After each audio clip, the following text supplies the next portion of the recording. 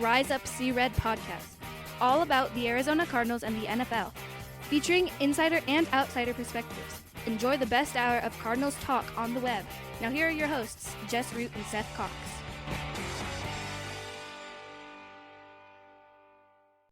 Hello, Arizona Cardinals fans, and welcome to the latest edition of the Rise Up See Red podcast. I'm your host, Jess Root from CardsWire.com, the USA Today NFL Wire site. With me on a Tuesday night recording is Seth Cox from RevengeOfTheBirds.com, and also one of the hosts of the original Draft Breakdown podcast. And this is the mock draft episode. It is episode 419, and I had to go back through that. I couldn't remember which year we started it because I've been doing the show since 2013, July 2013. was the first episode, and this was just a little before Seth, because what was it? I was me and a couple other guys, I can't remember who it was, on the podcast for a little bit before Seth joined. But our first mock draft was 2015. It was the DJ Humphries draft, and I think we both had like Bud Dupree or Shane Ray or something that year, and then DJ Humphries' pick came out of nowhere. So this is our 9th mock draft where we take the first round and try to make our predictions. Some are awful. We've nailed a few Cardinals picks over the years, and we'll be honest, as inaccurate as mock drafts are, ours haven't been bad. We've had, I think as many as like 25 players or so that we had in the first round. Going in the first round, we've had as many as 8 or 9 players pegged to teams. The drafts, the trades happen, but like where we predict that they will land, they end up at least not necessarily team and pick. So we do like, and Seth has a little bit of inside knowledge that he runs across. He has a few more sources that I do. Most of the information I get are from Seth, and I have a few, and they're not sources that I can use for anything. But there's some knowledge that I get from within the Cardinals. This year is different though, right? Because this is not a Steve Keim draft, so we don't actually know what's happening. Correct, and that's where you kind of just sit and watch, and you kind of learn this year, and that's what we're looking at. And we're waiting to see, what happens and how this all comes together. And quite frankly, it won't be even next year where we feel super confident in what we know, but it'll be a little bit easier. And as that continues, that's where we'll continue to gather more information and kind of learn more about this team and this organization and what they have and what they believe is important. And that's where we're at. We have an idea, and we'll talk about a couple of scenarios as things go, but we do know that Monty Ossenfort and Dave Sears, from what they've done with the teams they were with previously, they put an emphasis on the premier positions. We've seen, Monty be part of drafts that involved, offensive linemen early, cornerbacks early, edge rushers early, and the same obviously for Dave Sears in Detroit. And so that's, I think you and I both are excited about that, because while we liked guys like Dayon Buchanan and Hassan Reddick, even though he did play a premier position once he finally figured it all out, and those guys, and then obviously now Isaiah Simmons and Zaven Collins, you have to look at the fact that those positions especially are not key positions. And it's the conversation we kind of had with Budda Baker, right? Budda Baker is as close to elite without probably being elite as you can get. I mean, he is borderline elite in this league, and he's been part of 2 of the worst defenses in the NFL in the last 4 seasons. And again, he is, a borderline all-pro player every single year. And so when your best players are safeties and linebackers, it usually doesn't spell for good things. And so you just have to. Especially now we can say, so there's a couple of examples where that does happen. Okay. When you look at the safeties that Seattle had and their linebackers they had, but they also had Richard Sherman at corner. Right. Baltimore back in the day when they had I can't remember his name. Ray Lewis. Ray Lewis had Reed. Ed Reed was Right. the kind of Ray Lewis had Reed, but they also had Terrell Suggs and they had Siragusa in the middle and stuff like that. So well, and the thing is, even with people always talk about that, like Seattle, like the Legion of Boom, and how great they were. But the question becomes, do you have 2 to 3 all pros in your secondary, or do you just have, a guy that's obviously great, but that's the extent. And that's, when you look at it, that's what it comes down to. And that's what you have to kind of look through and look at. You look at their starters on defense, Richard Sherman, like you said, and Earl Thomas were both all pros. And then Cam off the Chancellor bench, was fantastic. Yeah, whoever their second cornerback didn't really matter because 3 of their 4 guys in the secondary were Pro Bowlers. Absolutely fantastic. And so that's the thing is, and obviously as Cardinals fans, we'd be like, hey, 1 Super Bowl, that'd be fantastic. But, that only led to 1 Super Bowl win. And then as those guys, the other thing about that secret, or that, the secret to all of that was, it was all while they were on rookie contracts, right? And then as soon as they all started to having to get paid, and now they had to start sacrificing other positions, right? Then all of a sudden, that's when things started to go bad. Remember, Michael Bennett was fantastic up front, but they were starting guys like Brandon Mebane and I don't remember the guy's first name. Ruben was the last name, and then because they were paying Earl Thomas, they were paying Cam Chancellor, and they were paying Richard Sherman, and so and so then all of a sudden you were having to fill in the gaps with guys that were a little worse, and then all of a sudden their defense became worse every season, and that's not unexpected. So it's like catching lightning in the bottle. Like you would have had to have had, Isaiah Simmons, Zaven Collins, and Budda Baker, all 3 as all pro players at the same time before you had to start paying them all. Does that make sense? That's how it worked for them. And then once those guys all got paid, and you throw in Bobby Wagner too, who's a multi-time all-pro, great player. But once those guys all got paid, all of a sudden you started having guys, that weren't great or weren't. Yeah, the defensive line especially. Right. And then all of a sudden that second corner position, and then all of a sudden Cam Chancellor gets hurt, and now you're paying Cam Chancellor, but he can't play. So now you're trying to, and so it all makes, it all comes out in the wash. But like drafting those non-premium positions is usually not the best way to do it. The other thing was, none of those guys were 1st-round picks. That's the other thing, right? I think Earl Thomas might have been, but outside of Earl, I don't think any of those guys were 1st-round picks. They were all day 2, and in Sherman's case, a day 3 pick. So it just ended up working out overall. Yeah. And Thomas was a 1st-round pick, but outside of that, Cam Chancellor was a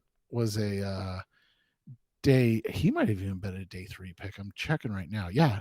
I mean, Cam Chancellor and Richard Sherman were both 5th-round picks.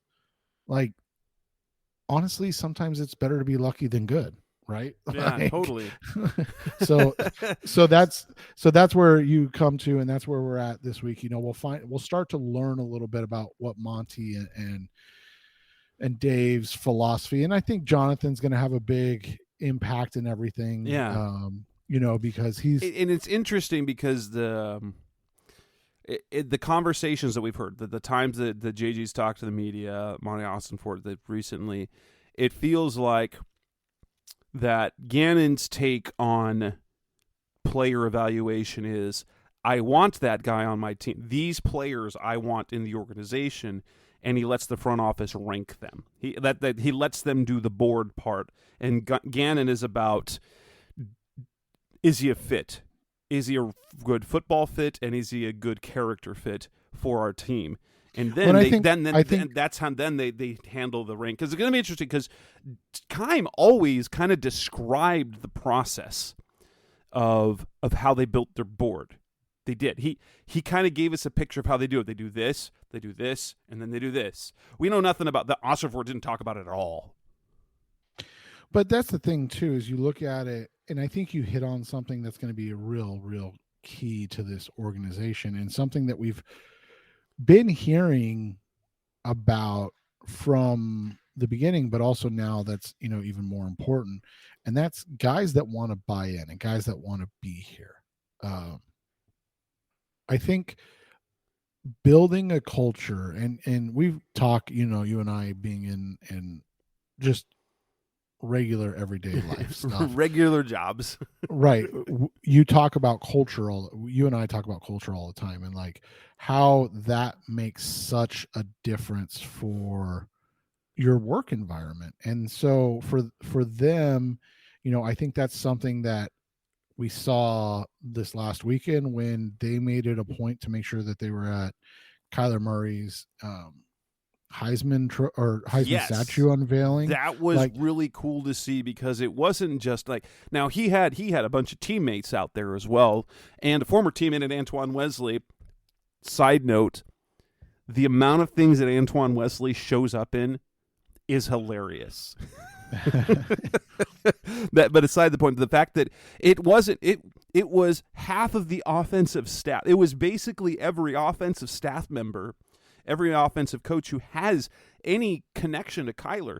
It was GM, it was the head coach, it was the offensive coordinator, it was the quarterback's coach, and it was their Bill Bedwell's fellowship guy, and I believe he's going to work with quarterbacks. Yeah, and so that's, like you said, that's just creating a culture of accountability and wanting to be a part of something. And I think that we're going to see that in this draft too. So, before we get into this, and I wanted to get your take, and I haven't even prepped you for this, so it'll be fun. But I really do think that based off of what we've heard from the Bob McGinn articles and things like that, I do think that means that a guy like Jalen Carter would likely not be somebody they look to draft. I agree, and I also I think of all the evidence, because we know at least I don't know if they did all 30 prospects, but we know 24 of them, and Carter was not one of them. And often you bring in guys where you have some questions. Carter definitely have questions, right? Right. And so exactly. He definitely would have been a top 30 guy if he were on their board. Right, exactly. And I think that's something, and again, we'll never know for sure unless they trade down to, like, let's say the Commanders want to go up to from 16, right? Yeah. And they're sitting there, and then somehow Carter's still on the board. Then they're like, okay. And they're like, nope, we're going to take Kalijah Cansey or somebody else, in that range. then you really know. Yeah, and then you'll be like, well, Jalen Carter was just not on their board. Like, there was but yeah, but I just feel like what they're talking about, what they're trying to sell to the or the team as a whole is saying that we don't want somebody that isn't going to buy in and put the energy into what we're looking for. So I think that's important, which, is going to be what's interesting, because, we both, small spoiler alert, but we both have them trading down. And so you would think if Carter's available, would he be a guy that they would consider? And one of us says no, and so that'll be what's interesting to kind of follow along with and see what happens. Yeah. In this situation, because I definitely don't think they can sit at 3 and take him, but I just don't know if what we know about him right now is if he's a guy that you can even want to bring in. Yeah. And before we get started with the actual mock, there is so much. It's so interesting right now. It's been so under wraps what the Cardinals are kind of planning, other than the fact it feels like trade. That's what basically everyone with any sort of connection, any sort of inside connection to the Cardinals has been saying. They want to trade. And then it was Will Anderson. Now it's very interesting, some of the stuff that's coming out.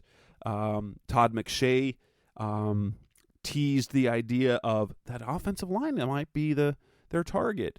Mike Garofalo came out on Tuesday saying that Kyler is pounding the table for Paris Johnson. He's made it known to the organization, and we know. So we've talked about it on the show. Steve Keim has joked about it, about the fact that Kyler is always in their ear telling the players that they want. And we know some of the players that he's pounded the table for, who the Cardinals didn't draft, and guess what? Have been absolutely fantastic. We go back to, who was it? Oh, crap. And I wrote about it today as well. He wanted Creed Humphrey. Tristan Wirfs. He wanted Tristan Wirfs in 2020. He wanted Creed Humphrey the next year. Yeah. And so it's just one of those situations that guys, and I think we know this based on just some contextual things that we've heard, but it's interesting that allegedly they didn't draft Creed Humphrey because they didn't want a left-handed center. And Duke Manyweather, who trained Creed and everything, has stated that there were a number of teams that asked him to train Creed to snap right-handed. Jeez. And it's like, hey, who was Kyler Murray's center in college? Oh wait, it was Creed Humphrey. Right. Like it was going to be some, I don't know, man. I don't know. Well, it's kind of interesting. And does it feel like, to you, this before we get, does it feel like that the organization, that the head coach, the general manager, they're going out of their ways to try to mend some fences with Kyler? Yeah, and it feels like that they take what he wants, prefers, whatever, however you want to talk about it, into consideration, which is something that we know that Steve Keim kind of laughed off, right? Yeah, like before. yeah. It's cute. It's cute that you want to tell me who to draft. But right. I'm the GM.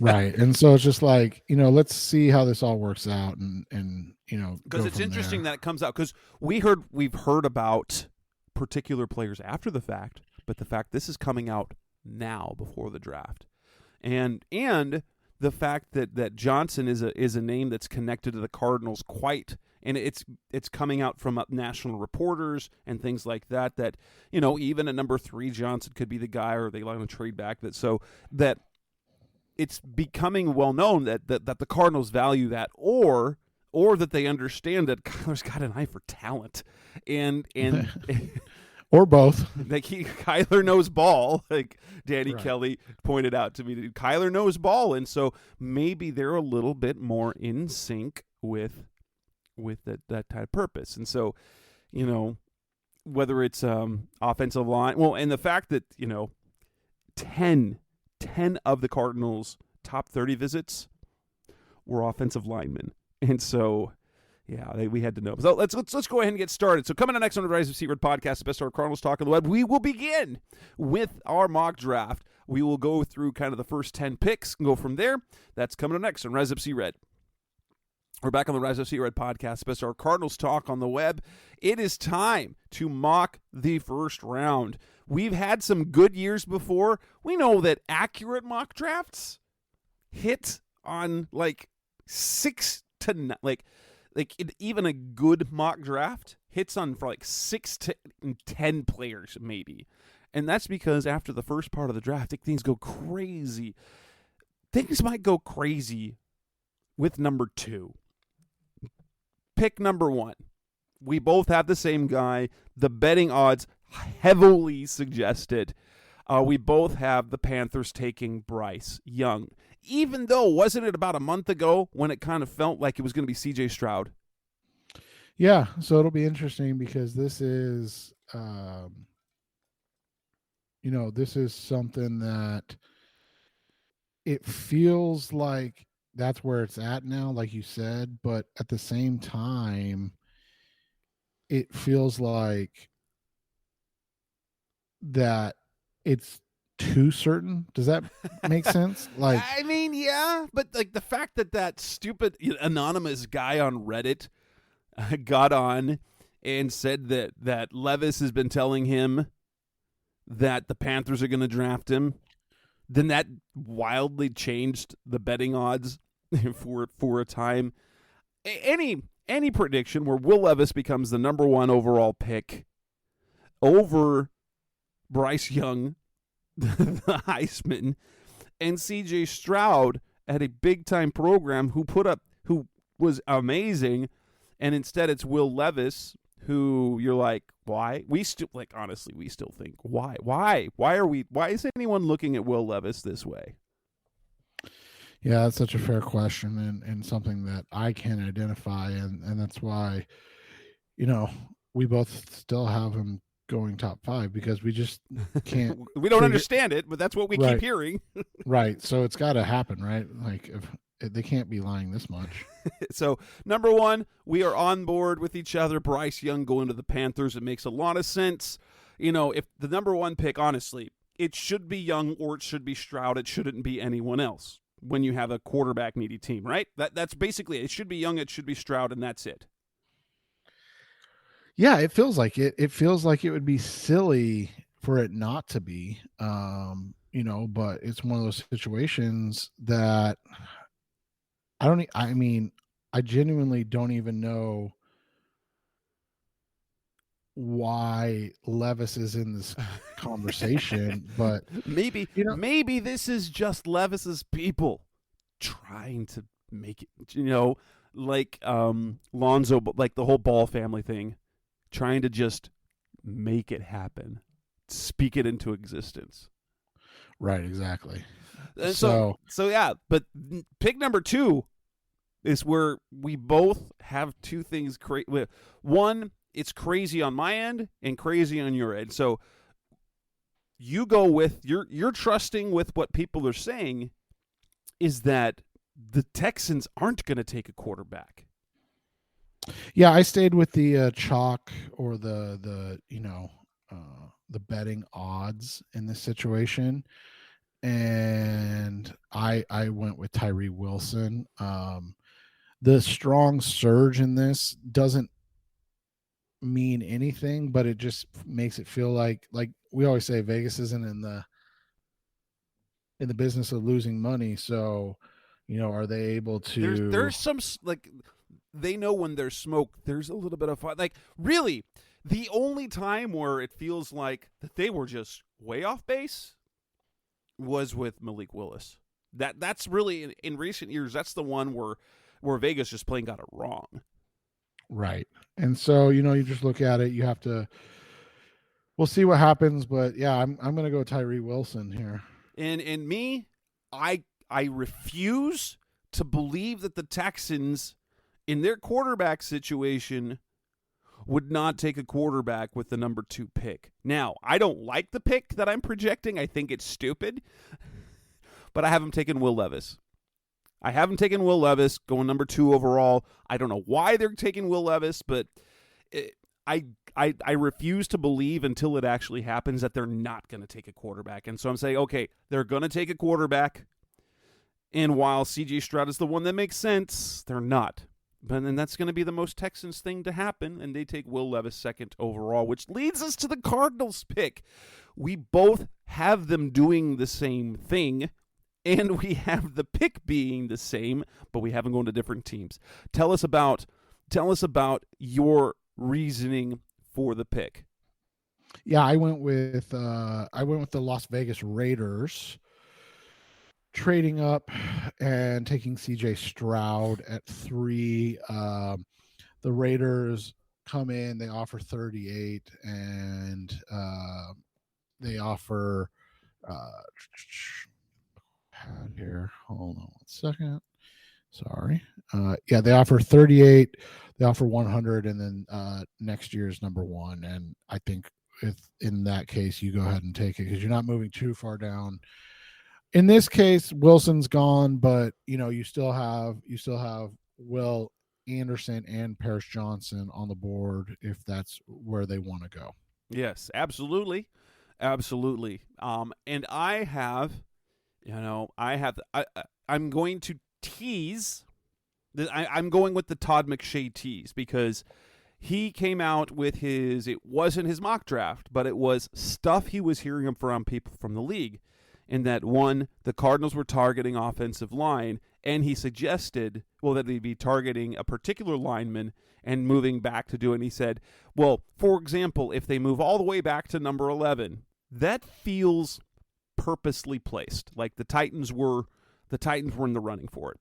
And so with that, I have the Titans moving up to, and it's especially because it is C.J. Stroud, they move up to number 3. Get C.J. Stroud, and here is the haul that the Cardinals get. I think this is the minimum they get, at least the minimum. So they pick up number 11, they get number 41, their second-round pick this year. They get their next year first, and they get a 2025 second, maybe a first. I think that's kind of the logistic, because if you look at the trade that the 49ers did to go up from 12 to 3, they gave up 2 future firsts and a future third. They didn't give up any additional picks that year. And so in 2021, they moved up. They gave up their first and third from 2022 and their first from 2023. I don't think the Cardinals make a deal without adding a second or third round pick this year. I think that is part of the deal. They want picks now and they want picks later. So getting Tennessee's second means that they're willing to go with a 2025 second instead of a first because they get the second rounder this year instead of a third rounder next year. And they still get Tennessee's 1 next year, which could be super valuable because the Titans might be a disaster. So Seth has the Cardinals now picking 7th. I have them picking 11th. C.J. Stroud is still the number 3 pick, and both Seth and I now have 2 of the 3 first picks as the same. I've got quarterbacks going 1, 2, and 3. Seth with now there's 2 quarterbacks on the board, which leads us to the Colts pick. I'm going to say they have to pick a quarterback, and they take Anthony Richardson. They're sad because they don't get Will Levis. I don't know why they're sad, but you have them taking Levis. Yeah, so Levis is on the board here. They are able to grab him at 4. It'll be interesting to see what happens if for some reason Stroud is not picked at 3 by any team or 2 for that matter. Yeah, I think Stroud being available, especially if the Texans make a pick at 2 and don't trade out of it. I think that's a win for the Cardinals. I think Stroud being on the board means that they can trade the pick. If they don't, they might get stuck. Because I think are the Colts going to be stubborn? Is that kind of how it's feeling like right now, that the Colts are going to be stubborn? Yeah, and they're not going to move that pick. I talked to a couple people that have a feeling for the Colts, and that's what the conversation is that they're going to sit there. And it's interesting because the feeling I'm getting is that the coaching staff would love to get Stroud and the owner loves Will Levis. So we'll see.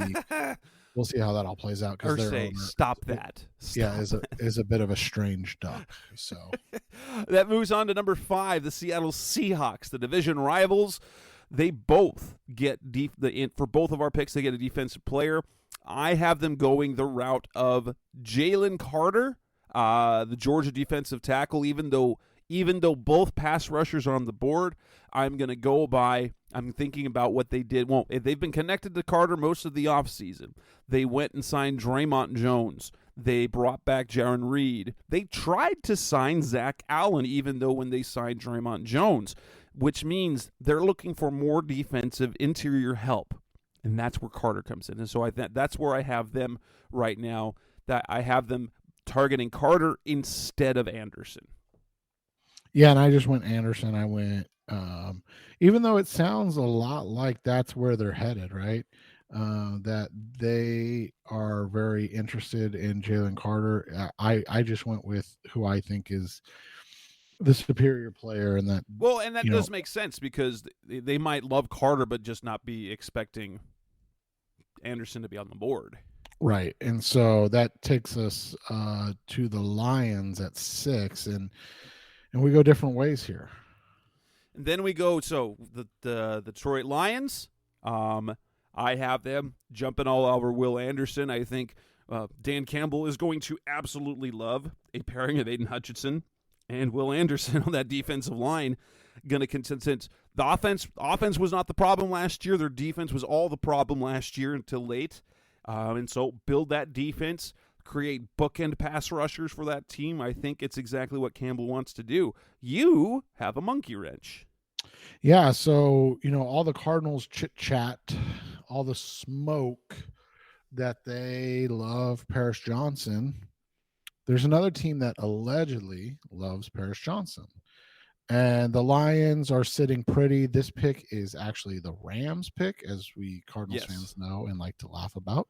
Obviously, they got away with it since they ended up being a Super Bowl champion one time. But a team that has been looking to improve their offensive line, and a team that has a couple of basically first-round picks, and then would give up next year's first-round pick and next year's third-round pick to move up. So they give up 17 and 32 in this draft, even though it technically is the first pick of the second round, and then their first-round pick and second or third-round pick next year.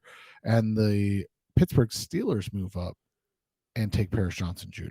And Kyler's sad. Kyler is sad, which takes us to the number 7 pick, which for me is still the Raiders, but for Seth, it is the Cardinals. What direction do the Cardinals go? So no Tyree Wilson, no Will Anderson, no Paris Johnson. Who is the pick for you? Yeah, I go with Christian Gonzalez. It'll be interesting because there's been a lot of people that are complaining or have concerns about Christian Gonzalez's physicality, but I don't think that's actually anything to worry about. And I think his size and athleticism actually projects really well to what the Cardinals and Jonathan Gannon like to do on defense. So we'll see how that works out, but he's a guy that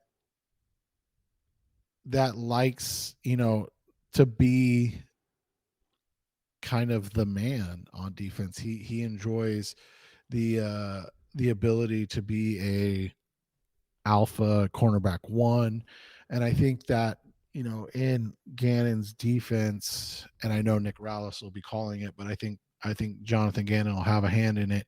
That'll give the Cardinals a really nice building block at a premier position that they haven't really addressed lately. Absolutely.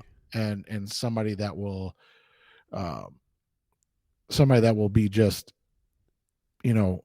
kind of a hit here in the Valley. I really like Gonzalez is one of my wins. So if Will Anderson is not available, Christian Gonzalez is one of the guys I want if he's on the board. With the Raiders pick, I'm thinking kind of the same thing, only instead of Gonzalez, he is a cornerback that, as of Tuesday, is going to go higher than people think. I didn't think that he was going to go low. They take Devon Witherspoon, the kid out of Illinois. Great tape. Kind of the cornerback version of Budda Baker, which You know, if people are complaining about Gonzalez, I'd be more worried about Witherspoon and his style of play. Yeah, and so we'll see how that all works out. But yeah, I think you've got a guy in Witherspoon who, like you said, I don't know if he's going to be able to stick on the boundary that as like a cornerback one, but I think he's a guy that 100% without a doubt is going to play a lot of snaps and be a physical. At minimum, he'll be like cornerback 2 that slides between the two, right? Right, and that's where I see him at. And so, just looking at what Gannon wants and the Cardinals need, I could see them preferring Gonzalez, but I don't think either of those guys, if that was the pick, would be a. I think they're both fantastic choices for any team near the top of the draft. Yeah, exactly. And going to number 8, we've got the Falcons, and this is where the cornerbacks go. So Seth has Gonzalez going number 7 to the Cardinals. I have him going number 8 to the Falcons, giving them a nice pairing of A.J. Terrell and Christian Gonzalez. But Seth has a fun one for the Falcons here.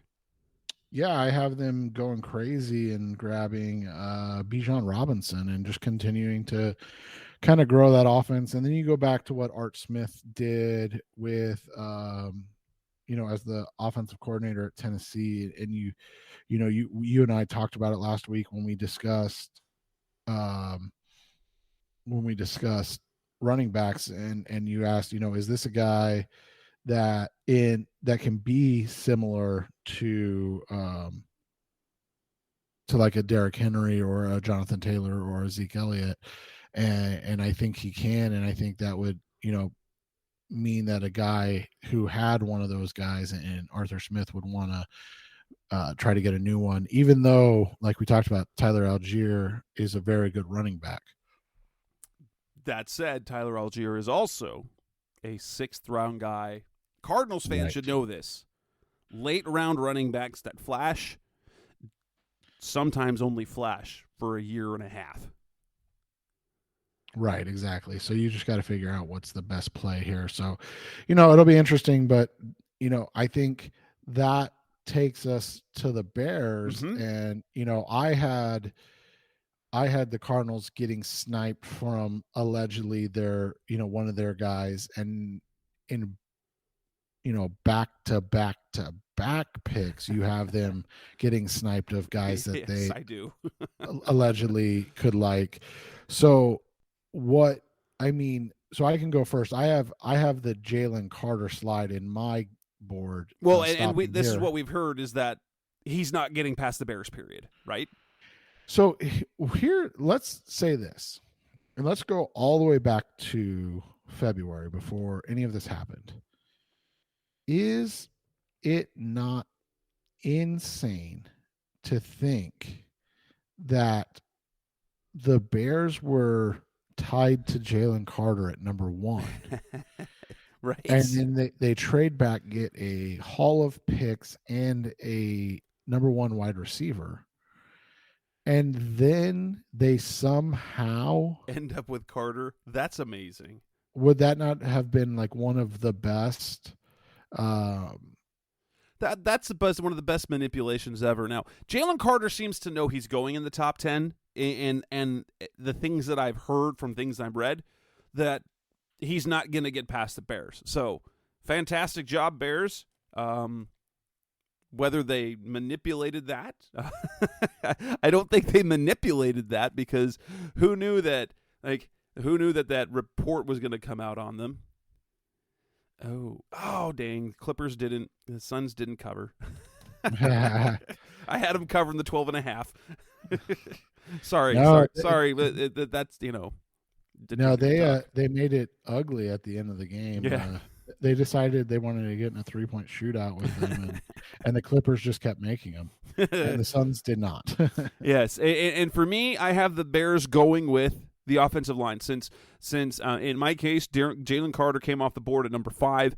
The Bears, yes, this happens. 9, 10, and 11 are kind of outside of Will Anderson, so it goes basically 5 picks in a row from 7 from 6 to 10 are all players that I think are on the Cardinals' wish list. Will Anderson, Devon Witherspoon, Christian Gonzalez, number 8, Paris Johnson, the tackle, the guy that Kyler Murray wants, goes to the Bears at number 9.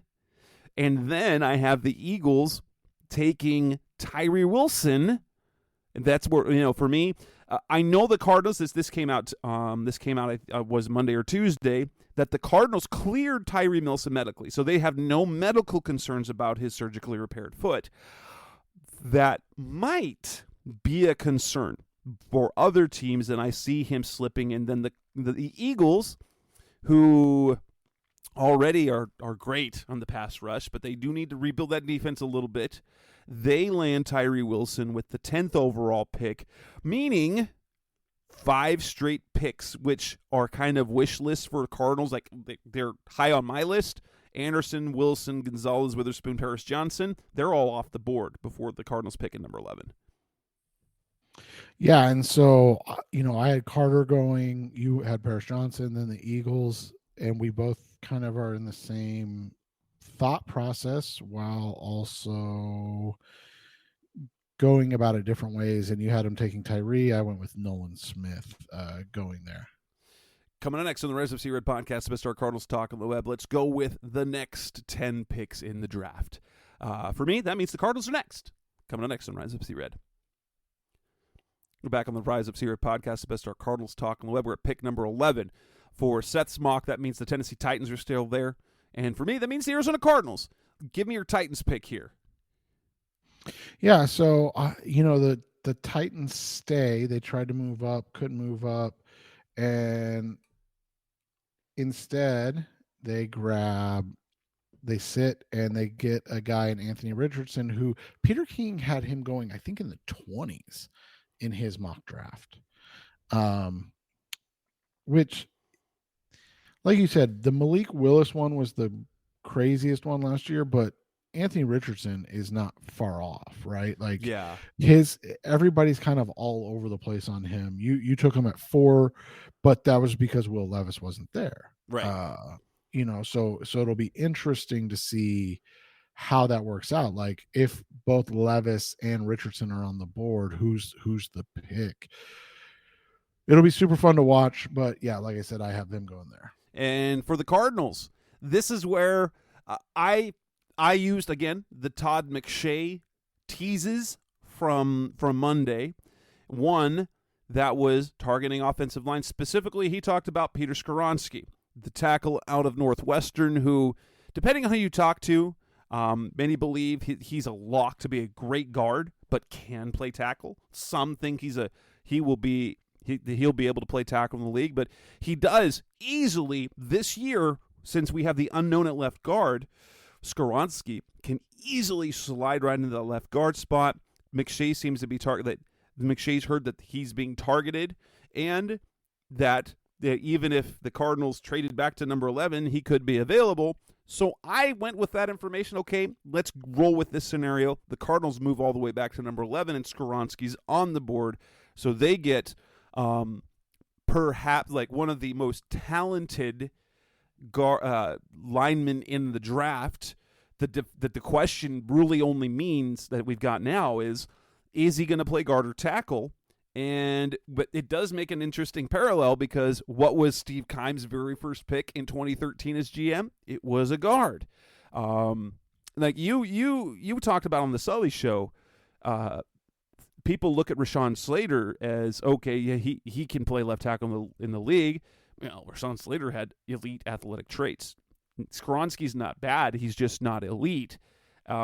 He's a near elite athlete as a guard, but like you said, as a tackle, he gets by. Yeah, and so he might be able to play tackle, but the Cardinals already are pretty good at tackle, because between their starters of DJ Humphries and Kelvin Beachum, you've got Josh Jones that you can believe is a starting caliber type guy. So Skoronski's a perfect match right there, and you don't even have to switch him sides. And so one of the things and imagine his and you and I have talked about this, but his closest comp is a guy that played left tackle all his career at Notre Dame, and then got drafted 16th overall, so not quite as high by the Cowboys. And he's only been a 6-time All-Pro, 8-time Pro Bowler, and then was on the 2010 Hall of Fame team, and that's Zach Martin. Yes. Like you said, if he's your starting left guard and you need to figure out your center still, and that's something we'll get to, in a little bit. Spoiler, maybe not alert. But like you look at it, like if you go Humphrey, Skoronski, insert center Hernandez, and then you let Jones and Beachum fight it out, you feel really good about that group. Right. You feel much better than you do, in other ways. So it'll just be interesting to see how it goes. We move on to pick number 12. We have the Texans. Believe it or not, Seth has them taken a pass rusher twice in the first round. What are they doing? Yeah, they keep going and they go with Lucas Van Ness. Why not just, kind of, if you're not going to take a quarterback, why not just double down and try to let D'Amico Ryan do his defensive thing? Right. And they don't have much. I mean, outside of the Cardinals, maybe, I don't know of a defensive, front line, however you want to put it. I'm assuming they'll play a 4-3, but that is not as good as what you see with the Texans. So you get two young stud athletic freaks, both have high end comps. We've talked about it. You've got a super high end comp of Chandler Jones, and you've got a super high end comp for Van Ness of Preston Smith. And even if they become 80% of those players, holy cow, that's good. That's still great. That's those are two guys that are getting you 8 to 11 sacks a season. Like that's huge. And I have them going the exact opposite direction. They double down on the defense for Seth. I'm going with this is what freaking makes sense. They take the quarterback, even though it's not the quarterback I would pick for them, number 2, and then they give him a weapon, going with the Ohio State receiver Jackson Smith-Njigba, best receiver, most talented receiver in this draft class. And so you get your signal caller, and then you give him a weapon. And so that's kind of the way I went, which makes the Packers sad. Oh, and by the way, 100%, I would, if they draft a quarterback, who, by the way, at right here, I don't have, I have Jackson Smith-Njigba available. So if they draft a quarterback, I 100% think that this is the way to go. Let me ask you this. If they, for some reason, don't draft a quarterback, what would have made the most sense to you? They don't need a left tackle, obviously, because they have Laramie Tunsil, one of the best in the NFL. Would you still go Smith-Njigba, or would you look to continue to boost where would you have gone with this? So if you didn't take Will Levis at 2, but instead maybe you take Tyree Wilson just because that's the chalk pick. So if Wilson's gone there, I might consider a guy like Broderick Jones. You might give him Bijan Robinson. And also, I think also as well, you might end up going with Kalijah Kancey, I think. Yeah, and so it's just interesting. It just becomes really interesting what they do if they don't take a quarterback at 2. It just, because then it, what on earth do they do? Yeah. That's just the thing that just makes no sense. And we talked about in one of the last shows, well, what if they don't take a quarterback number 2? Well, then maybe they trade up from 12 to get their guy, and that also feels like a weird thing to do, since the quarterback is the one that's harder to find. Right. If anything, and Justin talked about this quite a bit the other day.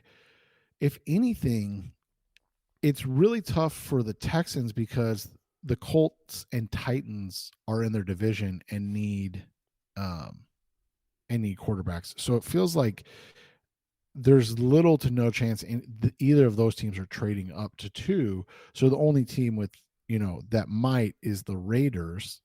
And so, and why would they, do it at that point? Like, they're probably going to see what comes off the board first.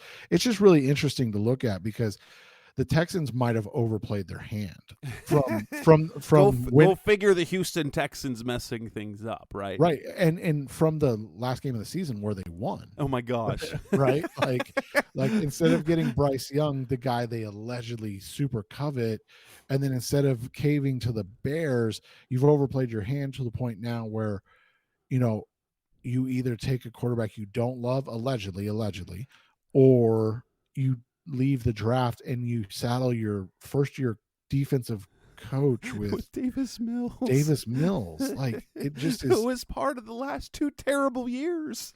Yeah, it just seems so absurd. But I mean, the Texans don't make sense anyways. That takes us to the Green Bay Packers, who don't have a Hall of Fame quarterback for the first time. Like, what do they do? Here's a question. They got to get him help, right? Might they move up to? I haven't thought, but it has no. You think they're sold on Jordan Love, or what if they moved up? I think they have to give Love a year. That makes sense. I think they just have to give Love a season, and then once that happens, they'll change. Can we talk about how crazy that trade was, though? For that was an sides? Odd trade. Like, one, why are you flipping first round picks? And then if you're the Jets, why are you putting all these allocations on the next pick? Like, are they that afraid that he's going to retire after one season? Maybe. Like, it was that, which is weird because Rodgers was the one to say, "Yeah, I want to play for the Jets." So yeah, it feels super weird. But like you said, now you're sitting here.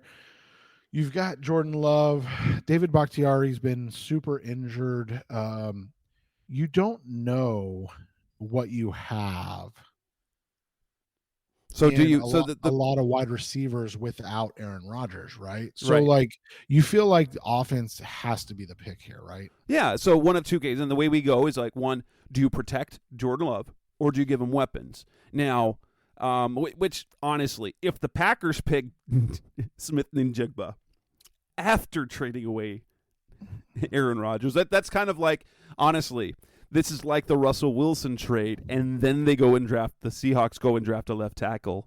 Right. That's hilarious. And you have the Packers doing exactly that. They draft the Ohio State receiver to give Jordan Love an elite receiver, while that JSN's off the board for my case because he goes to the Texans.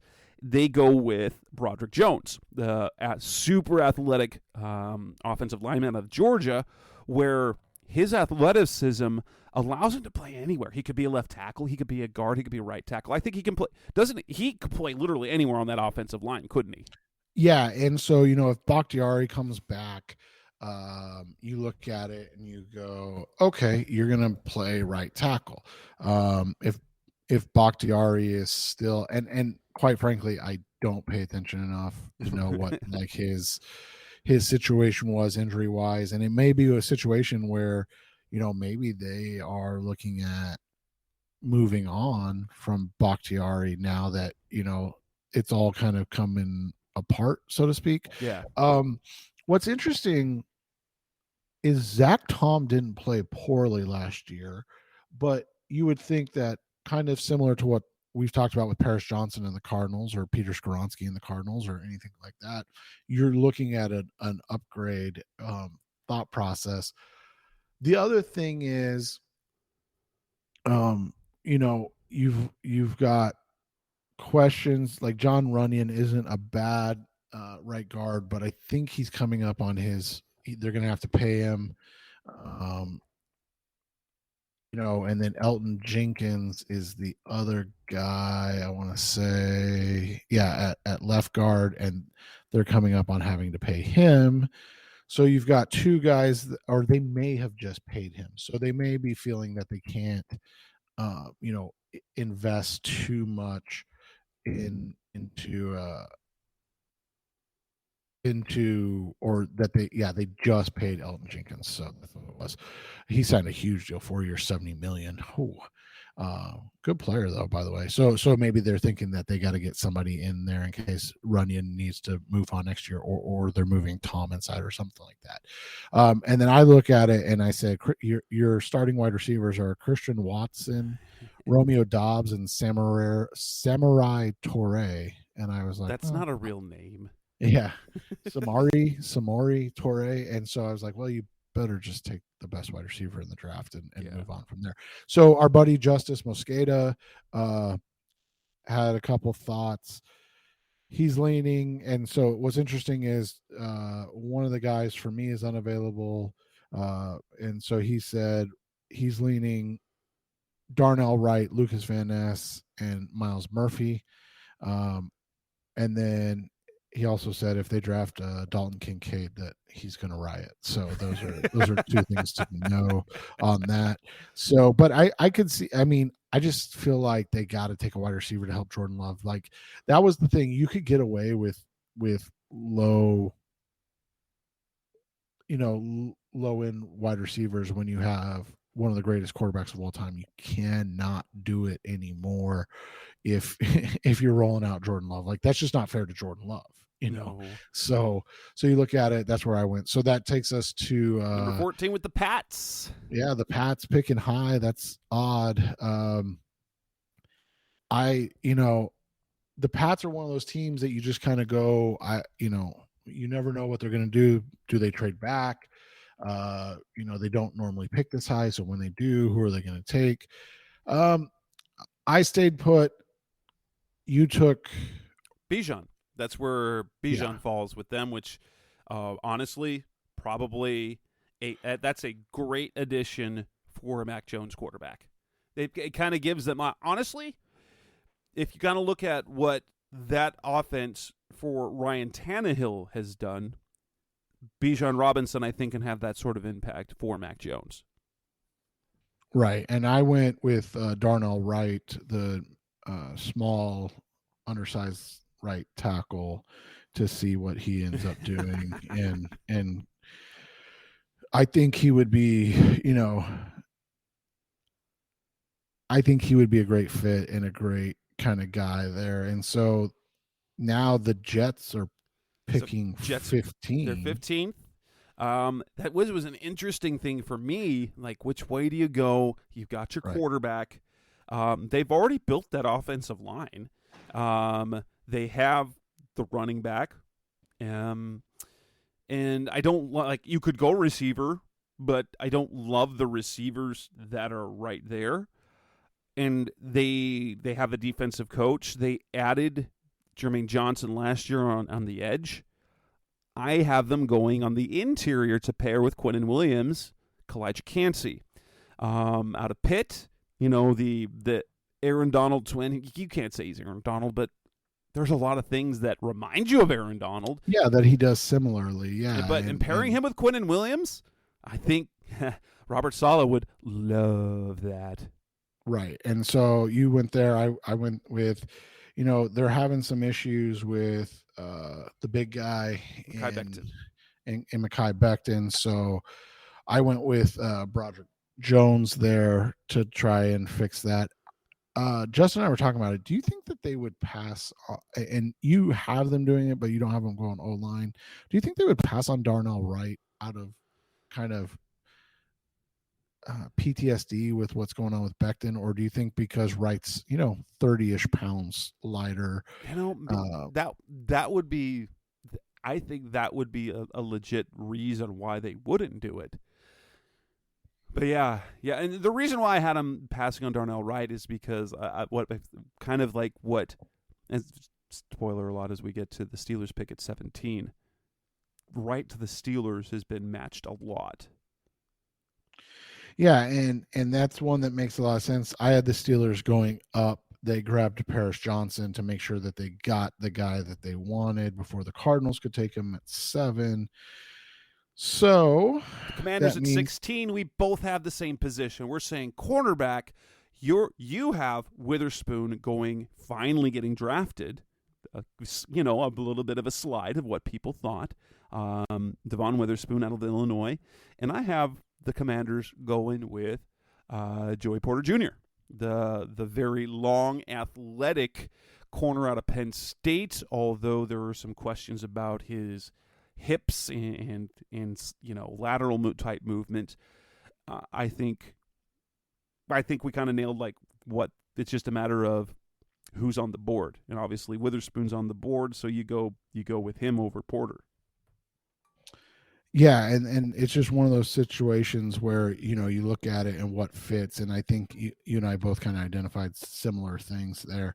Go get a corner that can help out a defense, even though it still feels like they need a quarterback. Yeah.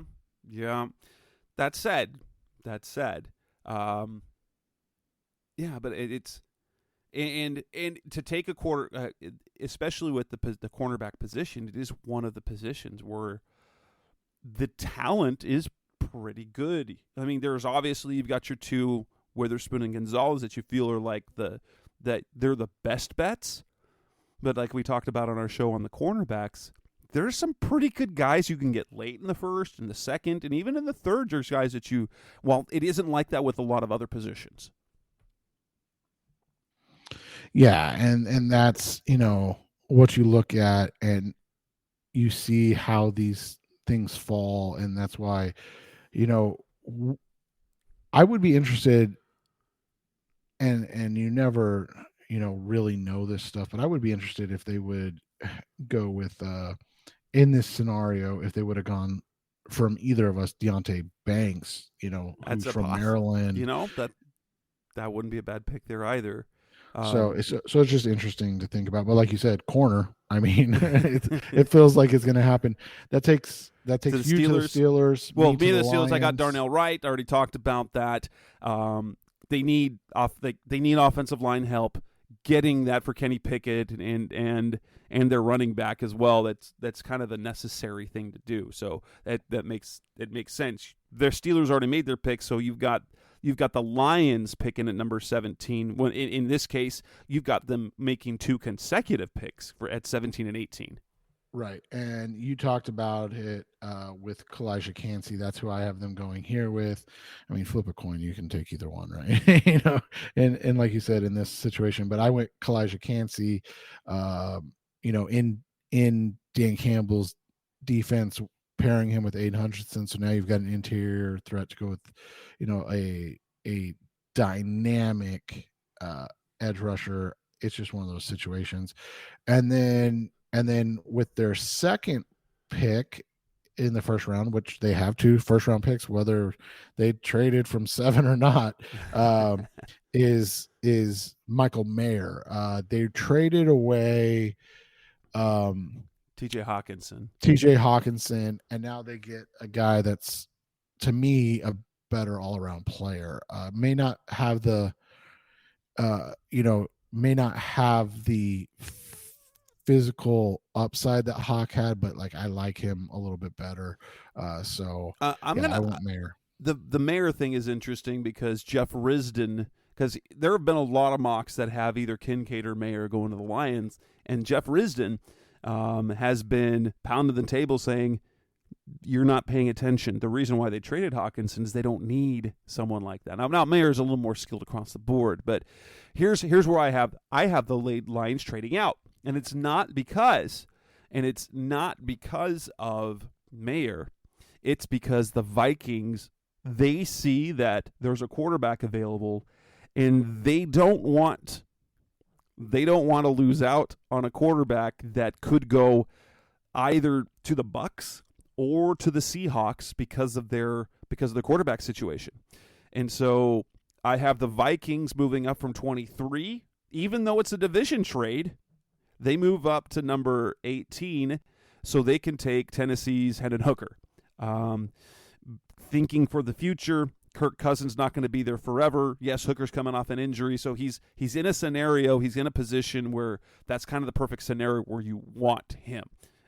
You've compared Hooker to Geno Smith, which would make him a really nice fit in Seattle. But when you look at what the Bucs and the Seattle's and the Seahawks are like quarterback wise, you can see why the Vikings, if they're kind of in position, would want to do that. So now I have the Lions moving back to 23. So number 18 goes Hendon Hooker to the Vikings, Michael Mayer to the Lions, and we go to pick number 19, where we have the Tampa Bay Buccaneers. And here I have them going with an edge rusher.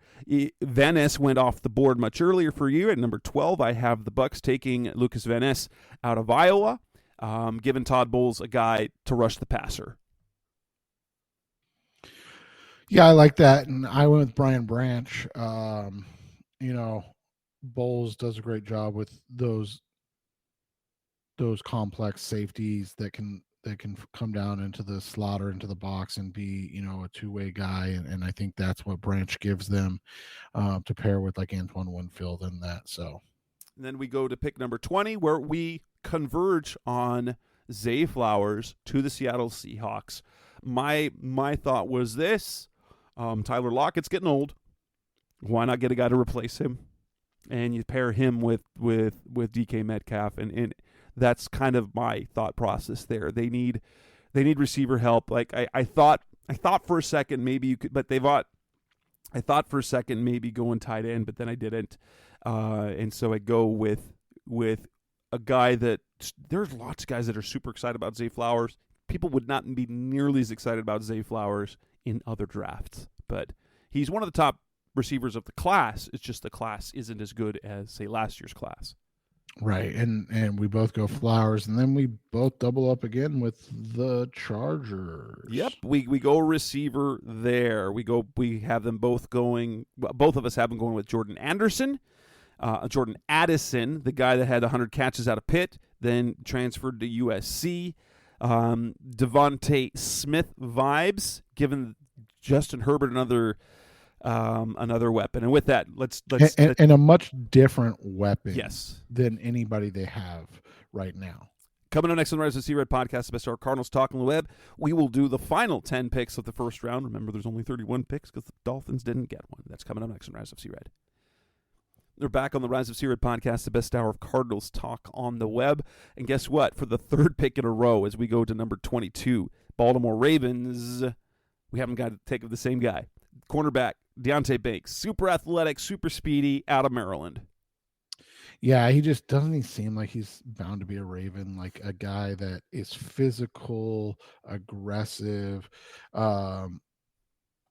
one that would really fit with what they need defensively and continue to be, a physical defense.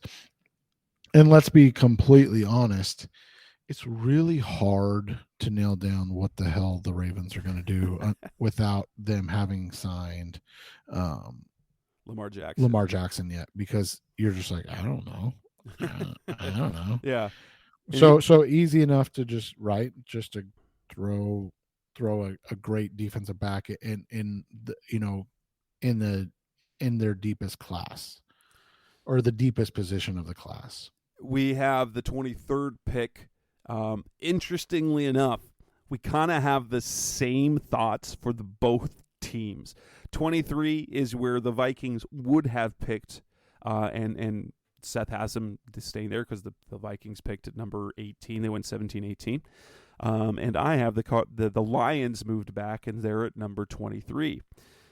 He had the Lions going with the defensive tackle with one of their picks. And guess what? I have the Vikings taking a defensive tackle, only it's Clemson Brian Breesy, a guy that's compared some, like I know Doug Farrar for Touchdown Wire gave his player comp as Darnell Dockett, and it's the same kind of thought process. I had them taking Will Anderson, and so let's give Dan Campbell a stud in the interior in Breesy. And you have the Vikings going with? Yeah, I have them going with Hendon Hooker. The guy that I had the Vikings taking, only trading up to get him. Right, and so we'll see, if that plays out that way, but it's something to think about. We move on to number 24, the Jacksonville Jaguars. We go two different directions. I have them going with Nolan Smith, who went top 10 for Seth. And Nolan Smith, he's a tough player to peg right now. I've seen him projected top 10. I've seen him 2nd round. But here's a position. Here's a guy where you can pair him with Josh Allen, not the quarterback, but the guy they drafted in the 1st round in 2019, was very productive as a rookie, and he's been pretty productive since then, giving them another super freaky athletic guy to rush the passer. And I went the opposite, not super freaky athletic, and took Osiris Torrance, interior guard for them, to continue to grow and help Trevor Lawrence kind of find his next step. And then we go on to the Giants, number 25. Guess what? There we are picking the same guy. The Giants have had two different starting centers the last 2 years. They went from Billy Price to John Feliciano. We have them taking the center that we wish the Cardinals could get with the 34th pick, John Michael Schmitz out of Minnesota. That gives Daniel Jones a kind of a stud right in front of him to give him the ball. Yeah, and it's one of those things that it seems like a bad secret, so maybe it's just such a bad secret that it's not going to happen, right? Yeah. But wouldn't it be a bad thing if it didn't happen, especially if he ends up being around? Well, and that right, that was our spoiler that, we'd love Schmitz to be the pick. So let's say Schmitz is available at 34. You go Skoronski. Do you feel like you can double down at that spot and basically fix your interior offensive line in one draft? I mean hopefully, obviously, but if he fell all the way, but if I'm trying to predict the draft and kind of hit areas, I think round 2 is a good place to still get a cornerback. And maybe, and if I have a cornerback, you've got Forbes still on the board, Cam Smith, Keely Ringo. Forbes is going to go in the 1st round of my mock, but you still got some pretty decent cornerbacks that you really like. Or there's a couple of edge rushers out there that I've got my eyes on Keon White. As a guy that I think the Cardinals probably really like in terms of his physical specs and his style of play. Yeah, he'll be an interesting one to kind of follow along with, as we're not doing a round 2. No, not. That's way too hard. That takes us to the Cowboys, and we have the same position, different guys. Yep. Yeah, I've got this is the first tight end coming off the board with Michael Mayer. Compared him to Jason Witten. Jason Witten, who was a stud for the Cowboys. Why not get Jason Witten again? Because you don't know, how much longer they can have Dalton Schultz. And so, right. And then you've got them going with the other tight end. Yeah, the other Dalton Kincaid, and we'll see how that goes. And I do worry about that pick in terms of his back, but we'll see what happens. We go with the same guy again. The Buffalo Bills, they lost Tremaine Edmonds in free agency to the Bears. We have them both taking the very athletic Drew Sanders out of Arkansas, linebacker. Yeah, and Justin and I talked about this last night because I had the same pick, and it's one of those things that I think this is what Bills fans want to see. So I think for us, we're like, oh, okay, that makes sense, because all the kind of areas you just covered, like a guy to replace a guy they lost, a guy that potentially could even be an upgrade, one of those situations. We go to the Bengals at number 28. We do differ again. I still see the Bengals wanted to fix that offensive line, and while they did add was Orlando Brown, Tyler Steen, from your podcast, an understated solid player that you're going to add to that line and feel good about for years to come out of Alabama. Yeah, I like that pick. That was a surprising one, but I really liked it because I like the player. I went with the guy that I love. In my mock draft, where they obviously take Christian Gonzalez at 7 with the Raiders pick, it wouldn't matter if this guy gets to 34. But if they go a different route, if they follow your route, or if you go, a different route and don't take Gonzalez, I went with the Emmanuel Forbes to the Bengals. That's a guy I would love to see find a way to find a way to 34 if they don't go corner at with their first pick. Number 29, the Saints. Different directions. I have them going with Dalton Kincaid, giving them a tight end that's not kind of tight end quarterback. That gives them a legit pass catcher as a tight end, hailing back to the days when they had Jimmy Graham. Only he's not Jimmy Graham, but kind of the same type of idea, the type of weapon that he can be. And I went with Brian Breesy. You had him go into the Lions, interior dog. I think that they continue to try to, finagle their way in what's going to happen. I just don't know how they're going to get it done, because it's going to be really interesting what the Saints do because they're, picking so late, and they do have so many question marks still. We go to the Eagles with the 30th pick, the second to last pick in the first round. We have the same position. You have them going with Joey Porter Jr. I've got them going with Emmanuel Forbes, who just came off the board 2 picks before on your mock. Yeah, and I have them going with the guy you took earlier at 16 to the Commanders, Joey Porter Jr. Same thought process. I think either of those guys, and I said, Joey Porter Jr., his high end there is a guy like James Bradbury, where who is on the Eagles. Yeah, and so think about that. Well, it makes a lot of sense for them to go cornerback there, because their two starters in Darius Slay and James Bradbury are both in their 30s. They're not young. And that's the thing is, like, think about that. If they added Tyree Wilson and Emmanuel Forbes, or Nolan Smith and Joey Porter Jr., or any combination of those 4 guys, like, just think about them reloading, like you talked about with guys getting up there in age and just finding a way to continue to make it work.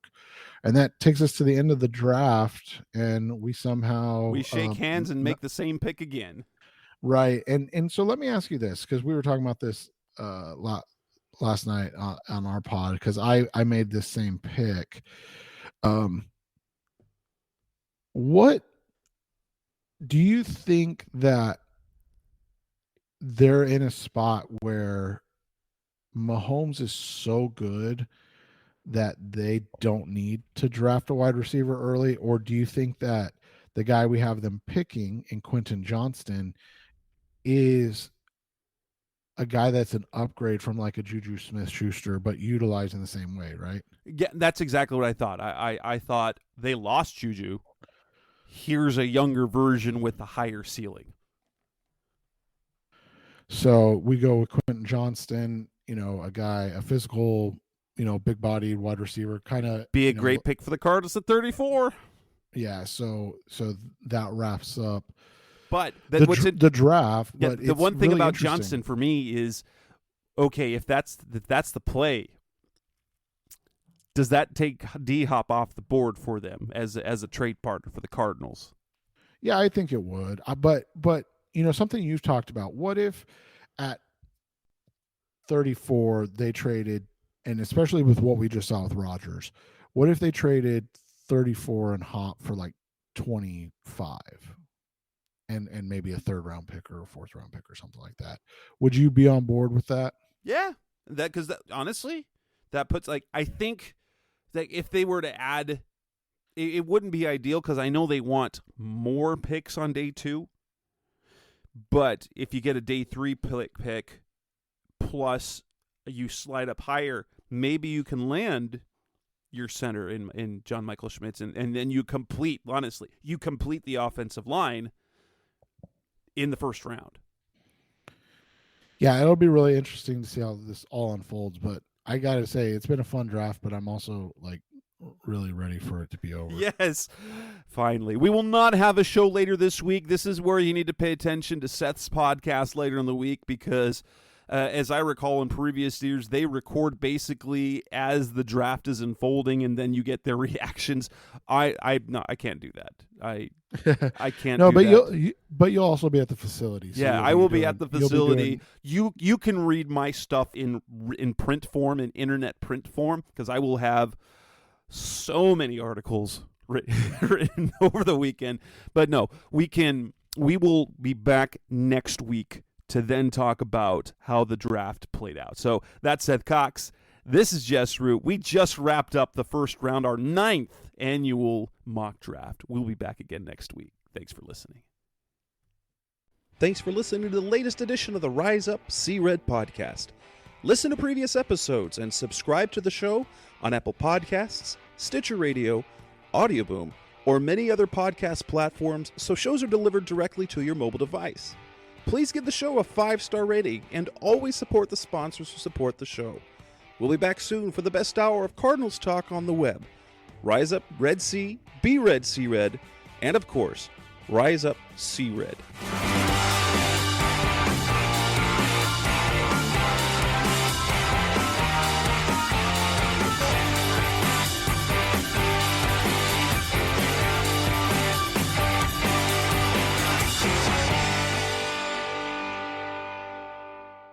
Roll!